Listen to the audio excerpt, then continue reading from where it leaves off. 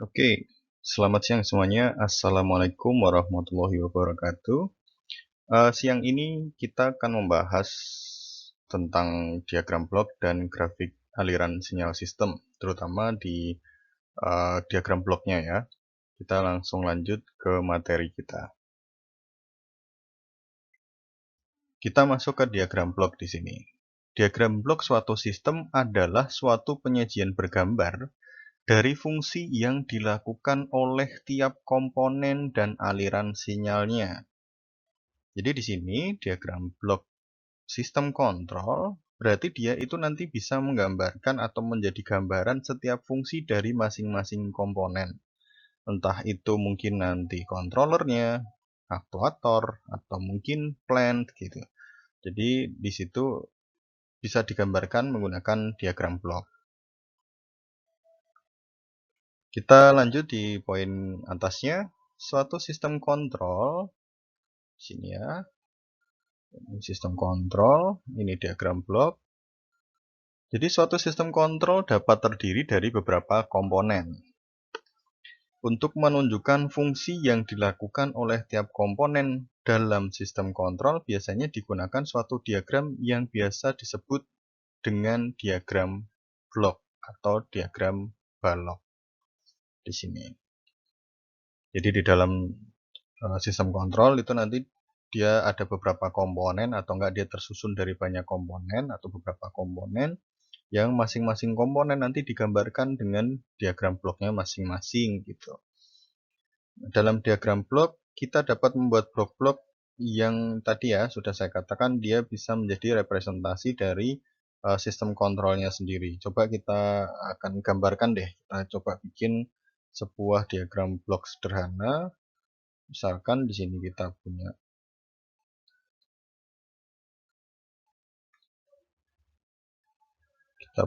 controller, misalkan kita punya controller, kita punya aktuator, dan kita punya plant.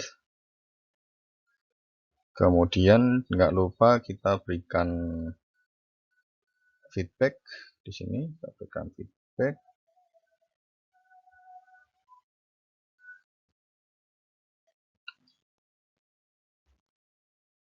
Nah, nanti di dalam masing-masing blok di sini dia pasti punya fungsi masing-masing gitu. Dia punya persamaan sendiri-sendiri gitu. Kemudian kita masuk di sini nih. Diagram blok mengandung informasi perilaku dinamik. Fungsinya itu menggambarkan perilaku dinamiknya atau enggak respon sistemnya bagaimana. Tetapi dia tidak bisa menggambarkan konstruksi fisiknya. Ini udah kita diskusikan di pertemuan sebelumnya bagaimana diagram blok itu diagram blok tadi atau persamaan-persamaan tadi itu tidak bisa menggambarkan konstruksi fisiknya gitu. Lalu di poin bawahnya, di dalam suatu diagram blok, semua variabel sistem saling berhubungan atau dihubungkan menggunakan blok fungsional yang merupakan suatu simbol operasi matematik pada sinyal masukan blok yang menghasilkan keluaran. Nah, kita lihat dulu. Ini jadi di sini ada C, ada A, ada B, ada controller, ada motor, ada plan, ada feedback. Ini dia merupakan blok fungsional. Jadi masing-masing ini adalah blok fungsional. Dan masing-masing ini punya operasi. Dan ini misalkan inputnya di sini, kemudian outputnya dari controller ini jadi input buat aktuator, aktuator masuk ke keluaran dari aktuator menjadi input untuk plan dan seterusnya gitu. Atau misalkan kita gambarkan dengan bentuk yang lain atau enggak kita lengkapin gambarnya. Misalkan di sini ada set point gitu. Kemudian di sini ada outputnya misalkan. Jadi di sini atau mungkin kita tuliskan sebagai present value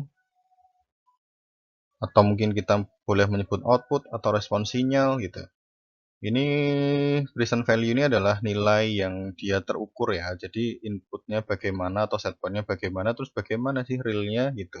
Yang terukur itu masuk ke present value. Nah, present value ini kalau misalkan terjadi error karena di sini ada feedback, maka present value menjadi inputan untuk feedbacknya. Di sini ada present value atau enggak, di sini ada present value masuk ke dalam summing junction, dan dia outputnya di sini menjadi sinyal errornya. Nah, sinyal errornya masuk ke controller, di sini menjadi outputnya menjadi sinyal kontrol, dan sinyal kontrol ini tadi menjadi masukan untuk aktuator lagi, kemudian outputnya menjadi manipulated variable dan seterusnya. Ini nanti bisa dipelajarin sambil kita lihat di slide-slide selanjutnya. Lalu di sini fungsi alih komponen biasanya ditulis di dalam blok yang dihubungkan dengan anak panah untuk menunjukkan arah aliran sinyal gitu. Ini jadi masing-masing panah ini sebenarnya menunjukkan arah aliran sinyalnya. Arahnya ke kanan atau ke kiri, atau dia menjadi masukan untuk siapa gitu. Jadi nanti kita akan belajar juga tentang konfigurasi dari diagram blok gitu. Akan ada banyak konfigurasi dari diagram blok nanti. Yang pertama kita bahas dulu tentang sistem kaskad di sini. Nah, contoh diagram blok untuk fungsi alih sistem kaskad, di mana E1 merupakan masukan sistem dan E5 merupakan keluaran sistem. Jadi kalau ini ya, yang di gambar yang ini itu merupakan satu kesatuan sistem nih. Jadi ini sebenarnya dia merupakan satu sistem. Satu sistem di mana E1 ini menjadi inputan awal, dan ini menjadi keluaran dari sistemnya. Ini menjadi in dan ini menjadi out gitu.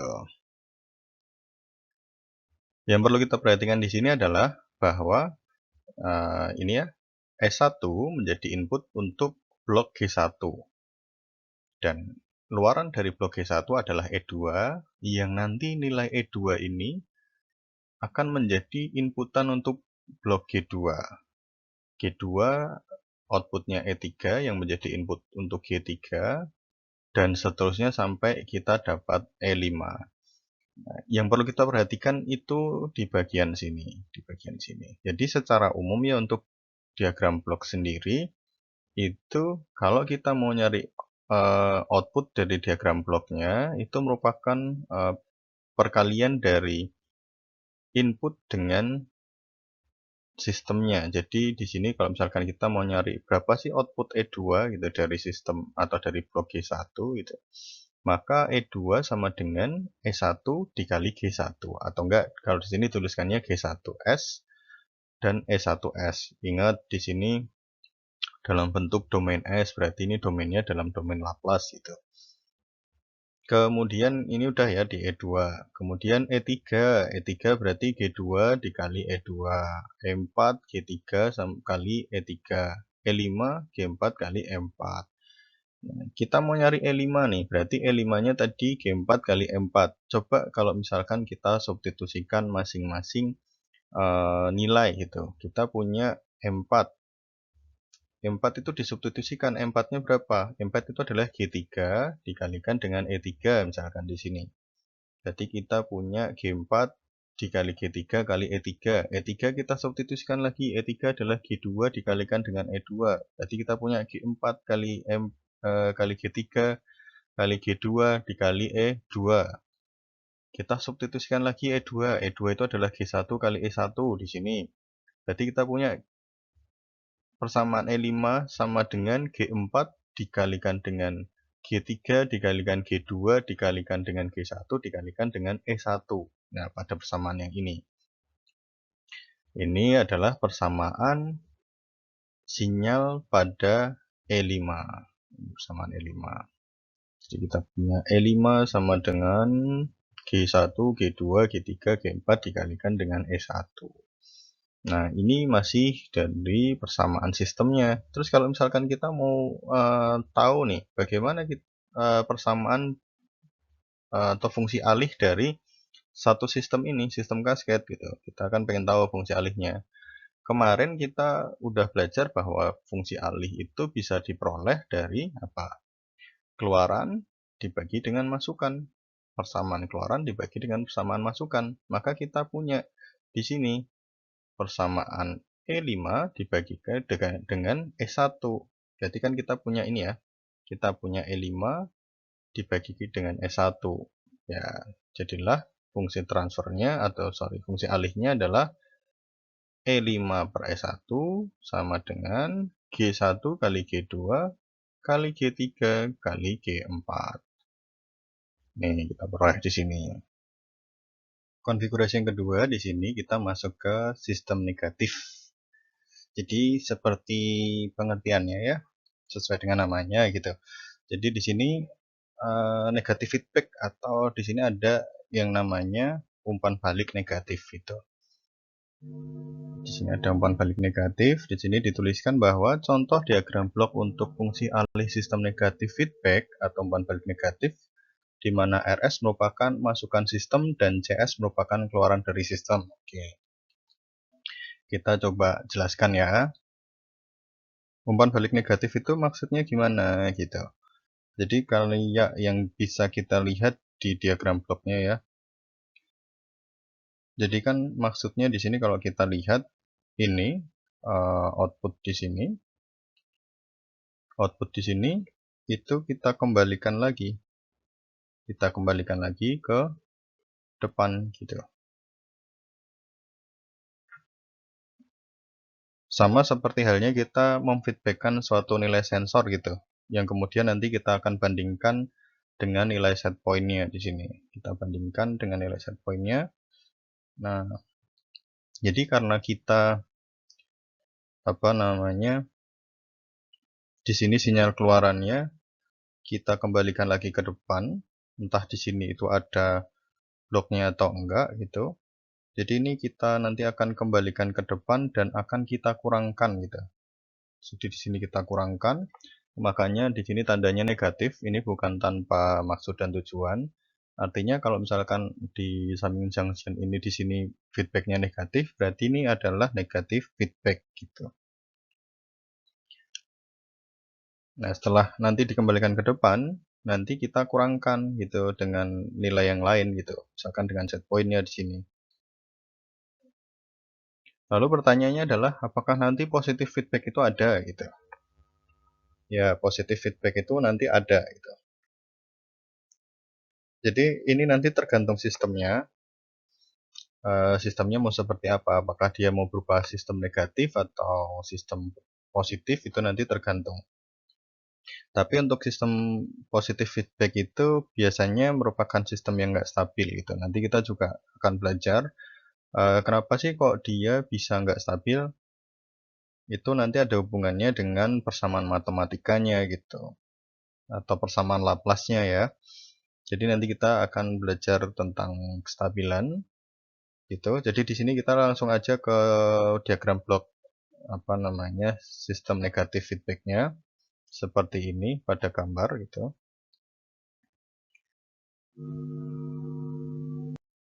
Kalau kita lihat di sini, ini kan luaran dari GS itu bentuknya CS ya. Sinyal luarannya adalah persamaan CS dan ini akan menjadi input ke dalam blok HS di situ dan BS menjadi luaran dari HS gitu.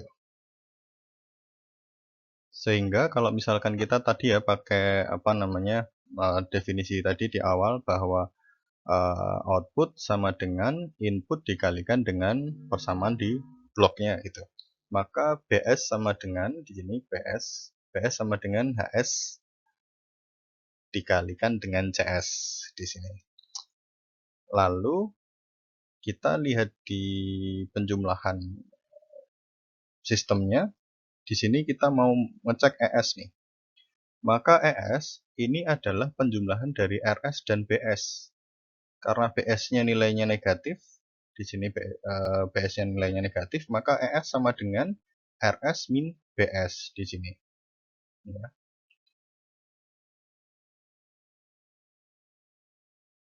Lalu artinya tadi kita balik lagi CS merupakan perkalian dari GS dikalikan dengan ES. Nah, kita substitusikan lagi. ES-nya tadi udah kita ganti. ES-nya itu adalah RS min BS. Maka persamaannya GS itu menjadi atau enggak CS sama dengan GS dikalikan RS min BS. Setelah nilai ES dari sistem negatifnya disubstitusikan gitu. Nah, ini habis itu kita substitusikan lagi BS-nya di sini kita substitusikan dengan HS kali CS. Maka kita peroleh persamaannya jadi GS dikali dalam kurung RS min HS dikali CS kurung tutup, dan di bawahnya kita peroleh lagi atau kita kelompokkan atau ini kita kali silang kita distribusikan ya ke dalam ya. Berarti kan kita punya GS kali RS dikurangi GS kali HS kali CS, lalu persamaannya menjadi seperti ini. Ini dikelompokkan lagi, G-nya ini dikeluarkan yang ada GG-nya. Jadi persamaannya jadi CS dikali dalam kurung 1 plus GS tambah HS sama dengan GS kali R. CS per RS, ini ya, apa namanya, kita sebelum masuk ke sini kita perlu mengingat satu hal lagi. Kita tadi fungsi alih ya, fungsi alih itu adalah out per in. Maka dalam kasus ini outnya itu adalah CS dan ini adalah RS. Kita substitusikan aja nilainya masing-masing, sehingga kita peroleh persamaan fungsi alihnya di sini. Nah, ini kita masukkan ke mari. Jadi blok yang rumit ini, yang ada GS-nya, ada ES, ada CS, ada GS, HS itu, dan ada summing junction-nya, itu kita bisa wakilkan dengan satu blok saja menjadi lebih sederhana dengan menuliskan bahwa persamaannya berubah menjadi GS per 1 plus GS dikalikan dengan HS. Nah, ini adalah persamaan dari negative feedback equation. Nah, ini nanti persamaan jadi aja, persamaan jadi yang kalian akan terus gunakan. Kenapa kita akan terus gunakan? Ya karena kita nanti akan membahas tentang namanya penyederhanaan diagram blok gitu. Jadi karena namanya kita juga mau menyederhanakan diagram bloknya, maka kita akan membuat blok yang susah kita gantikan dengan persamaan-persamaan lain gitu, dengan menggunakan pengolahan persamaan matematikanya gitu.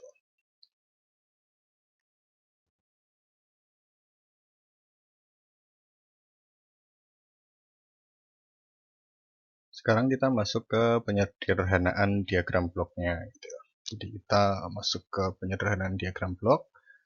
Jadi di sini suatu diagram blok yang terdiri dari beberapa loop umpan balik dapat disederhanakan dengan cara menyusun kembali langkah demi langkah menggunakan aturan aljabar diagram blok. Beberapa aturan aljabar diagram bloknya adalah sebagai berikut. Nah, jadi mungkin di sini kita hafalin aja dulu aljabar diagram bloknya. Jadi aljabar diagram blok atau penyederhanaan diagram blok itu misalkan di sini ada contoh ya, diagram blok asal dan diagram blok ekivalennya atau penggantinya yang setara gitu. Itu berarti misalkan tadi kayak di contoh feedback tadi, negatif feedback, kita udah menyederhanakan tuh dari yang awalnya rumit menjadi lebih sederhana gitu. Jadi misalkan di sini kalau kita punya input berupa sinyal E1 dan outputnya sinyal berupa E2. Yang di-feedbackkan adalah sinyal input untuk blok G di sini, atau E1 yang di-feedbackkan. Maka kalau misalkan kita pengen menggeser feedbacknya itu di outputnya dari blok G, maka kita bisa mengfeedbackkan E2 dengan cara E2 ini di-feedbackkan dengan masuk ke blok sepergi di sini. Nah, barulah dia output dari sepergi ini menjadi sinyal E1 lagi. Sama, berarti ini maksudnya adalah kita pengen feedbacknya itu ngelompatin blok G di situ. Yang awalnya feedbacknya di E1, dia pengen feedbacknya itu lompat ke sini. Ada di E2, maka kita perlu di sini seperti menginverse ya, atau membalikkan persamaan E1-nya menjadi, atau sinyal E1-nya menjadi E2 dikalikan dengan 1/G sama dengan E1 itu kalau misalkan kita bicara persamaannya itu. Sama halnya dengan yang kedua. Kalau misalkan ternyata yang di feedbackkan itu adalah E2 gitu, tapi kita pengen dibalikan ke dilompat dibalik ke sini, dibalik ke sini. Yang di feedbackkan dia pengennya S1 nih yang pengen di feedbackkan. Dia pengen di feedbackkan di sini. Maka kita bisa menggeser E2 ke sini dengan cara menambahkan satu blok G untuk feedbacknya. Jadi di sini kita punya E2 sama dengan G dikalikan dengan E1 untuk yang ini. Ini kita mengubah bentuknya dengan cara ketika digambarkan menjadi lebih sederhana seperti itu. Gitu. Ini nanti kita tolong dihafalin ya, apa namanya bentuk-bentuk sistem, apa namanya perubahan bentuk bloknya, diagram balok asal ke ekivalennya dihafalin aja dulu. Oke, ini bentuk yang lain di sini ada kalau misalkan di sini ternyata muncul summing junction, atau ada yang nyebutnya summing junction, ada yang nyebutnya summing point nih, tanda ini. Nah,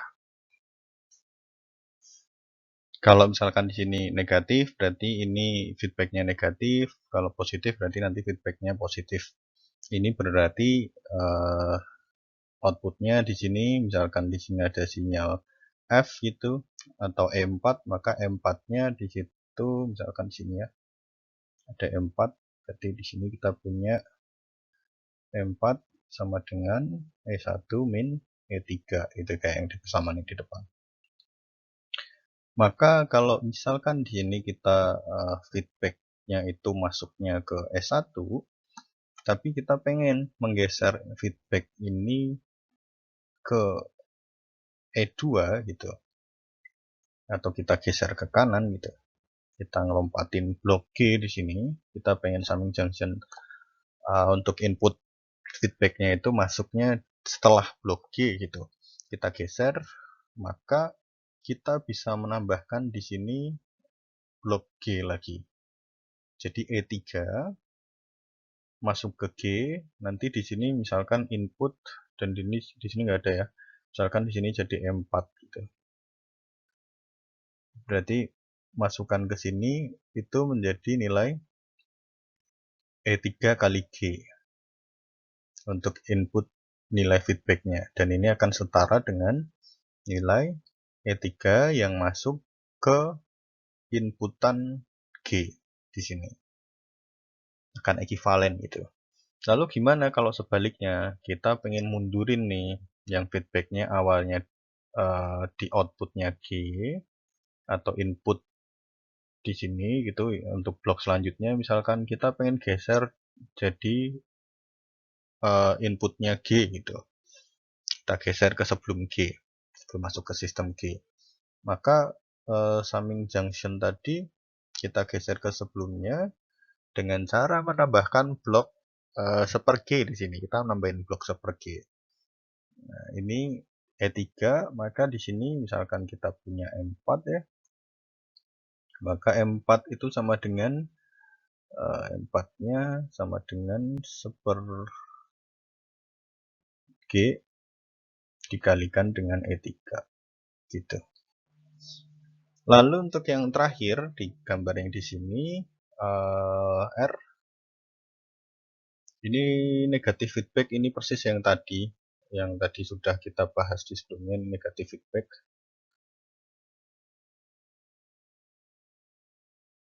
Ini udah kita bahas di sebelumnya, maka dari sistem sebelah kiri itu bisa kita ganti dengan satu buah blok G per 1 plus GH. Nah, ini tadi kan ada pertanyaan misalkan, atau enggak kita tadi memiliki sebuah pertanyaan besar gitu. Tadi itu semua dalam bentuk negatif feedback gitu. Lalu gimana kalau misalkan ternyata yang kita temuin itu sistemnya itu positif feedback gitu. Kita coba kita lihat kalau positif feedback gitu. Gimana kalau positif feedback gitu. Berarti kan kita punya inputan di sini, misalkan kita punya RS, di sini kita punya summing junction-nya, kita punya sistem G di sini, misalkan ini CS atau apapun lah sama aja.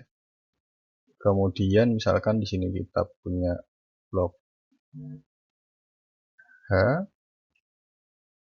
kita punya blok H, dan ini masuk ke sini.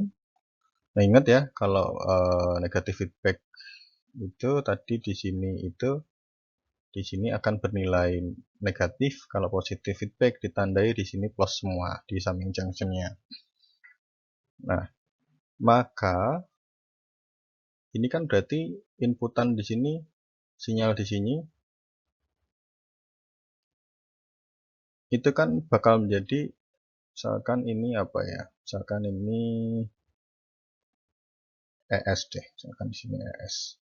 Maka SS ini kan merupakan RS ditambah dengan ES gitu. Nah, ini persamaan penggantinya atau diagram blok ekuivalennya itu menjadi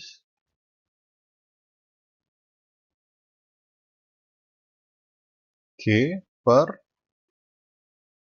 1 min H ini. Jadi kita cuma mengubah dari yang tadi kalau negatif feedback itu G per 1 plus H, maka untuk yang positif feedback ini menjadi G per 1 plus H. Gitu. Lanjut kita masuk ke penyederhanaan diagram blok di sini. Penyederhanaan diagram blok dengan penyusunan kembali dan substitusi memungkinkan untuk memudahkan analisis matematik.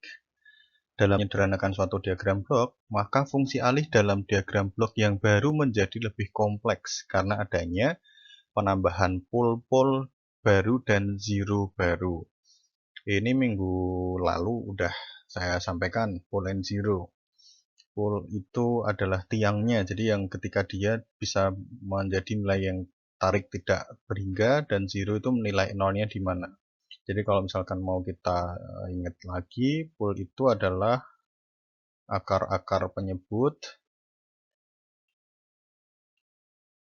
sedangkan zero ini adalah akar-akar pembilang. Nah, pembilang dan penyebut jangan lupa, jangan bingung mana yang pembilang mana yang penyebut. Misalkan saya ambil contoh nih, kita punya persamaannya G itu sama dengan S plus 2 per S kuadrat ditambah 4S aja lah ya, 4S plus 4 gitu. Maka ini benar-benar kalian harus mencari akar-akar persamaan kuadratnya gitu. Berarti akar-akar persamaan kuadratnya jadi berapa? S plus 2 per ini berarti S plus 2, S plus 2, ini akar-akarnya. Ini kita lihat lagi. Tadi di atas, pol itu akar-akar penyebut. Berarti akar-akar penyebutnya, polnya itu kita punya S sama dengan min 2, sama S sama dengan min 2, sama. Sedangkan zeronya kita juga punya S sama dengan min 2 dari sini. Ini zero, ini polnya. Ini pol and zero. Lalu kenapa bisa dibilang dia menjadi lebih kompleks gitu? Berarti kan misalkan kita punya gini, kita punya sebuah blok atau kita punya dua buah blok gini ya. Kita punya blok G dan blok H, di mana blok G itu persamaan fungsi alihnya ini kita punya 1 S plus 2, dan untuk H kita punya S plus 4 per S plus 2. Nah ini kan kita bisa sederhanakan nih bentuk G sama H-nya dengan persamaan matematik dengan perkalian gitu. Ini nanti jadi satu persamaan besar di sini, menjadi satu fungsi yang baru, Ini bisa menjadi S plus 4 per S plus 2 kali S plus 2 gitu. Nah ini kan menjadi lebih kompleks. Ini aja saya udah ambil contoh yang lebih sederhana gitu. Jadi ini bisa menjadi pengganti gitu.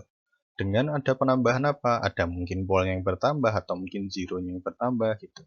Kita lihat lagi di PPT, dalam penyederhanaan suatu diagram blok perlu diperhatikan beberapa hal sebagai berikut. Yang pertama, fungsi alih dalam arah jalur maju harus tetap sama.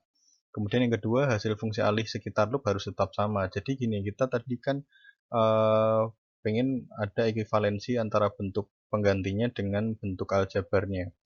Jadi mau diapa-apain nilainya itu harus tetap ekivalen gitu, nggak boleh nilainya terus nanti berubah gitu.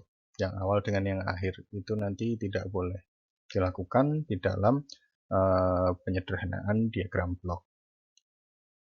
Kita masuk ke contoh kasus.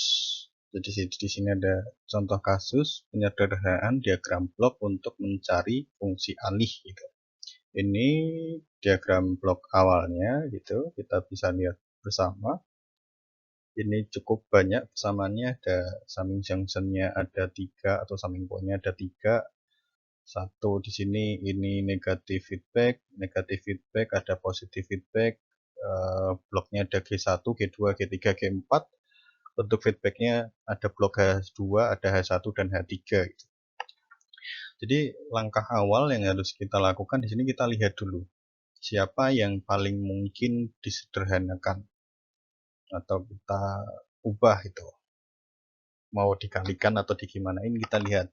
Di sini RS GS ini ada summing point nggak bisa langsung dikalikan, G1 G2 juga nggak bisa disederhanakan dengan jadi G1 kali G2 karena di sini ada summing point. G2 ke G3 juga sama, di sini ada summing point H1, ada summing point dengan blok H1, begitupun di G3 ke G4. Jadi kita sebenarnya mungkin di sini yang paling mungkin di sini ada G3 sama G4 ya. Jadi ada G3 sama G4. Tapi G3 sama G4 ini di sini ternyata dia ada feedback negatif feedback dengan blok H2 di situ. Maka ini kemungkinan yang paling mungkin itu kita coba analisis dulu. Nah, ini kita coba begini. Kita coba yang ini kita tarik ke sini. Nah, kita cari atau kita hilangkan atau kita mundurkan feedback yang awalnya dari G3 antara G3 dan G4 kita mundurkan ke outputnya G4. Jadi feedbacknya semua mulai dari CS ini kita feedbackkan gitu. Nah berarti di sini kita punya G4 tadi ya, kita kalau misalkan feedbacknya kita mundurin berarti blok di atas itu jadi kita punya blok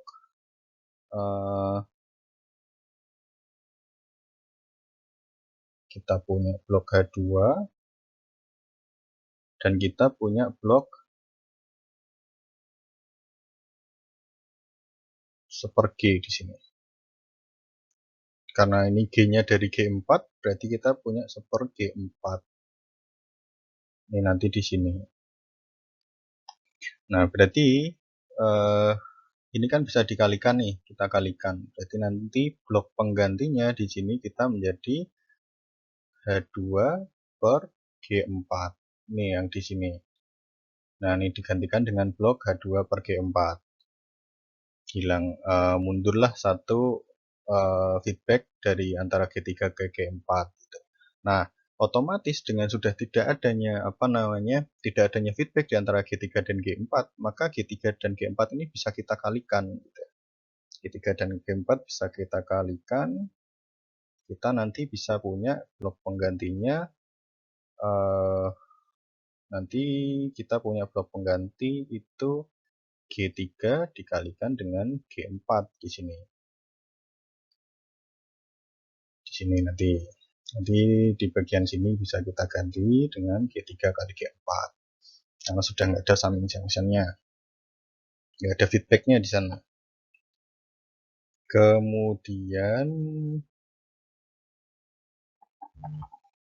Kemudian kita lihat di sini antara, saya ganti warna coba, antara G3, G4, dan H1 ini membentuk apa?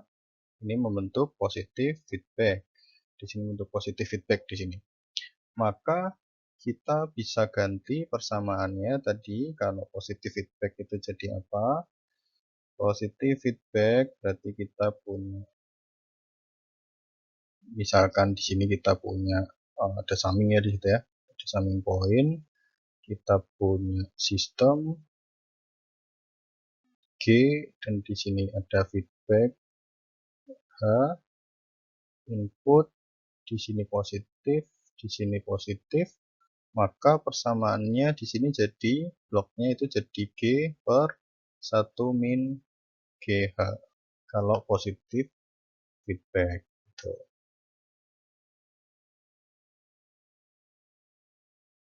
Maka di sini karena kita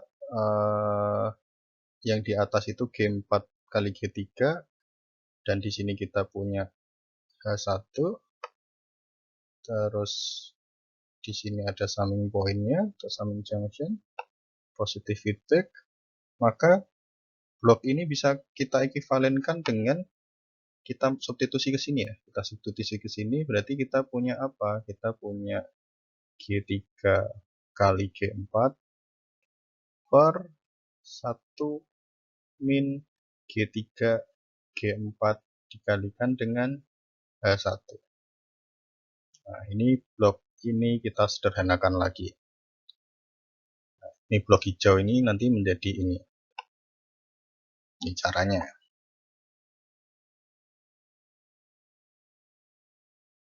Nah, ini tadi ya. Jadi dari slide sebelumnya tadi kan kita udah menurunkan summing pointnya, kita jadikan positive feedback, jadinya G3 kali G4 per 1 min G3 G4 H1 gitu. Nah, ini tinggal jadi seperti ini, jadi lebih sederhana. Nah, ini kita lihat lagi. Ada G2 kali G3 G4 atau enggak ini kan bisa jadi perkalian lagi. Ini jadi perkalian. Jadi nanti kita punya G2 kali G3 kali G4 per 1 min G3 G4 H1. Nah, ini nanti juga sudah bisa disederhanakan lagi. Ini kita sederhanakan.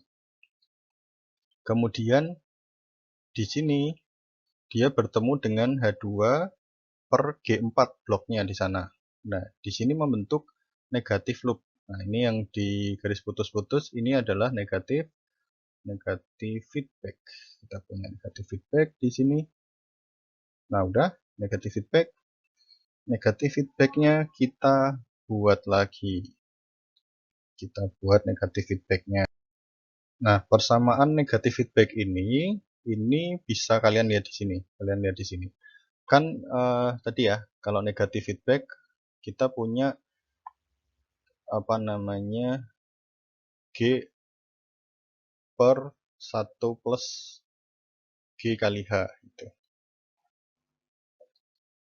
Maka kita punya yang bawah. Yang bawah itu kita jadinya atau yang di sini ini jadi G2 kali G3 kali G4 per 1 min G3 G4 kali H1 dibagi dengan 1 plus G2 G3 G4 per 1 min G3 G4 H1 dikalikan dengan H2 per G4. H2 per G4 nya ini. Nah, ini sudah menjadi satu blok pengganti. Satu blok pengganti lagi. Nah, ini berarti misalkan kita sederhanakan lagi, ini tinggal begini. Ini tinggal H3, ini kita punya G1, di sini udah jadi satu blok baru.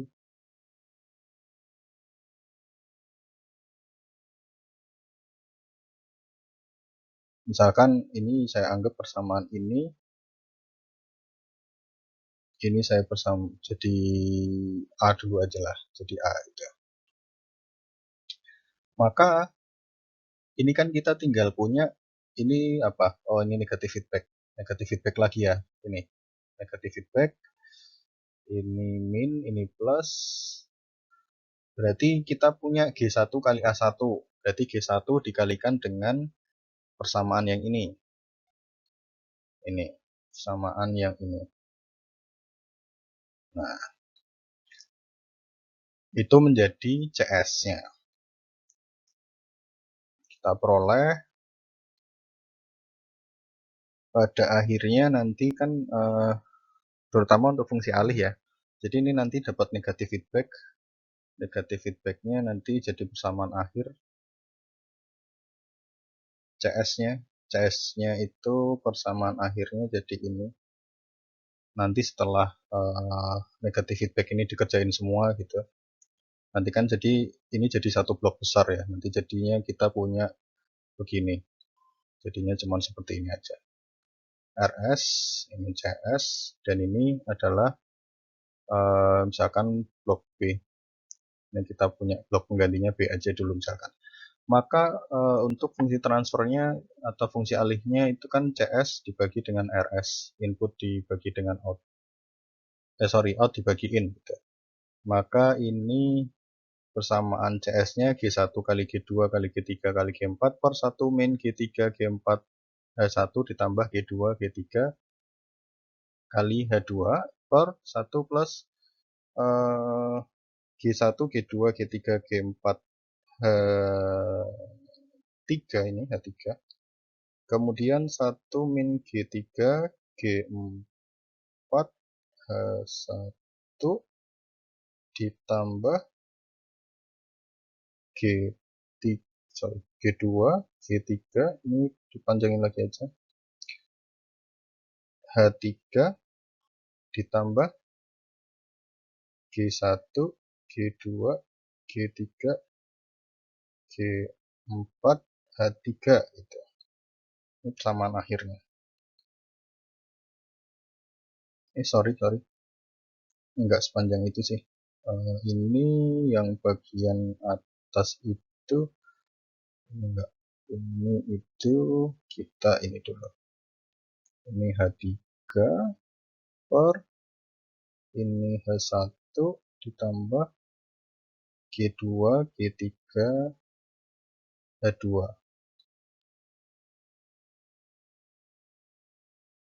Ini kita lihat dari sini. Maka persamaan akhirnya ini diikutin aja. Nanti kalian kalau mau nyoba disederhanain sendiri, diolah G-nya. G1, G2, G3, G4 dibagi dengan 1 min G3, G4, H1 ditambah G2, G3 bukan G lagi nih. G2, G3 ini ketemunya H3 ditambah dengan ini yang atas. Jadi ketemu G1, G2, G3, G4 dan H3 untuk yang bawah. Ini jadi fungsi alihnya gitu. Jadi kita sudah menyederhanakan dari blok yang tadinya kompleks sekali menjadi satu blok besar ini. Jadi yang B yang ini. Itu tujuan dari penyederhanaan blok diagram. Oke, jadi itu ya salah satu contoh dari penyederhanaan diagram blok. Nanti teman-teman bisa nyari sendiri lagi soal penyederhanaan diagram blok. Ini sih perlu banyak lihat contoh, perlu juga dihafalin tadi ekivalensi dari persamaan aljabarnya. Itu semua harus dilihat dan dihafalin biar kalian bisa mengubah atau enggak mempelajari bentuk-bentuk ekivalensinya gitu ya. Mungkin itu aja dulu, terima kasih. Nanti kita sambung di fungsi alih di